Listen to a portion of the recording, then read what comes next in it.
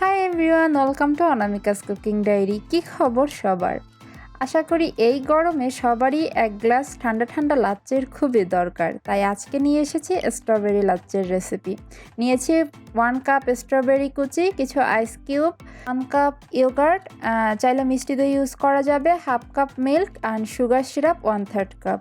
Sugar syrup না দিতে চাইলে 2 চামচ চিনিও দেওয়া যাবে, অথবা চিনি আপনার টেস্ট অনুযায়ী দিয়ে নেবেন। এবার সব কিছু একবারে ব্লেন্ডার জারে দিয়ে ব্লেন্ড করে গ্লাসে একটা আইস কিউব দিয়ে সার্ভ করে নিন। ব্যাস হয়ে গেল স্ট্রবেরি লাচ্ছি। আমি যতটুকু অ্যামাউন্টে বানিয়েছি তাতে 2 গ্লাস স্ট্রবেরি লাচ্ছি হয়েছে। তবে আমি একটাতে একটু আইস বেশি দিয়েছি আর একটাতে কম, কারণ আমি আইস বেশি খাই আর একজন আইস কম খায়, তার জন্য। ভালো লাগলে আপনিও বাসায় ট্রাই করবেন অ্যান্ড ভিডিওতে লাইক কমেন্ট শেয়ার করে দিন and please don't forget to subscribe. Bye and thanks for watching.